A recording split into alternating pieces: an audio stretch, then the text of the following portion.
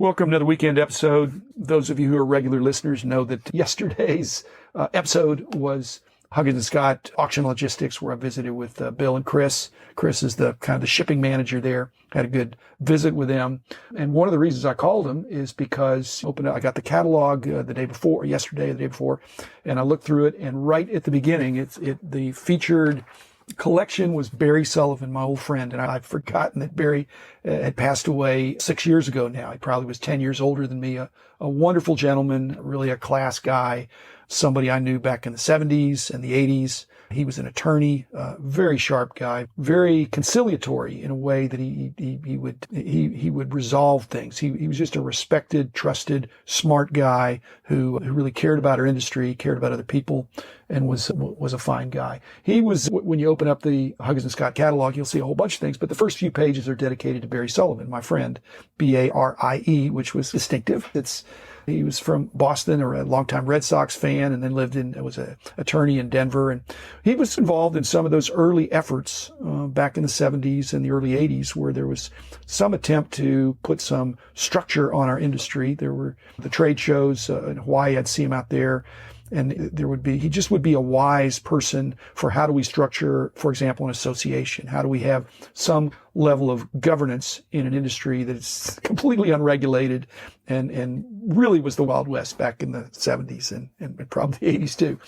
But my recollection was that a lot of times he was mainly, I just remember him coming around and really being interested in the press pins.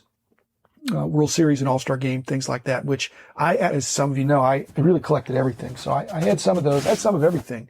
And I actually did a price guide on him, and he was one of the wonderful contributors, a real expert and very generous with his information. He'd go around to shows. He was the opposite of me going to shows because he's got a very narrow focus. And when I went to shows back in the price guide days, I'm trying to figure out what everything's going for and taking notes and noticing what's for sale, what isn't, what things are selling, how much they're selling for.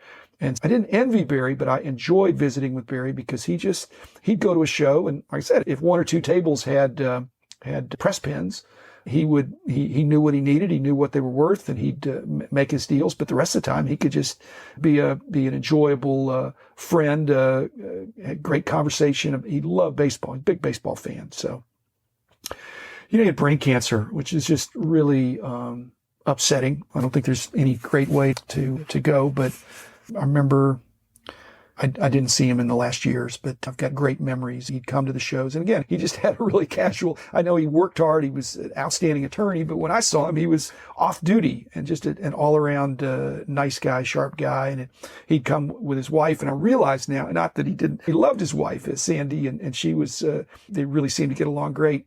But one of the secrets was she was a flight attendant. And so I'd see him at these different places. And thank you, Sandy, for having the airline pass and they went together in many cases. So they were not inseparable, but they were frequently together. And I always think I think it's a good thing. I hope it's a good thing. But again, a very early contributor, as a guy that I respected, being my elder a little bit and a wise friend, somebody, again, because he's not competing with most of the dealers. My recollection is that he was more of a vintage collector, but more of the cards from his childhood. So Topps and Bowmans, those kind of things, again, which is what the mainstream of people did back in the 70s.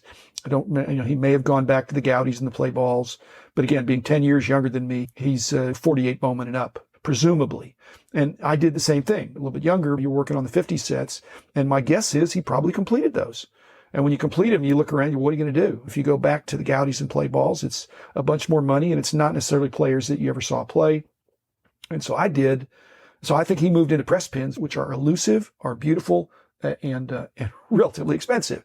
Whereas I looked at it, and some other people did. I don't know that Barrie did, but I started thinking, I've got a set of these, whatever 50s cards. I thought, I'll try to get some of them personally autographed, which is a whole nother trek.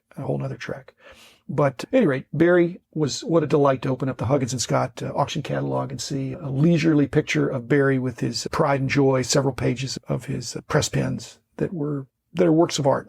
And so bid him up. It's probably going to go to his kids and his heirs. And thank you, Bill Huggins, for providing an opportunity for that. And Barrie Sullivan, we miss you as we miss the other pioneers that made the enjoyment of this hobby possible at the level that it is now. So thanks, Barrie. Thanks, Sandy, for being an understanding wife and giving him an opportunity to be around and be the fun guy in the room in many cases. So again, thanks, everybody. Be back again tomorrow with another episode.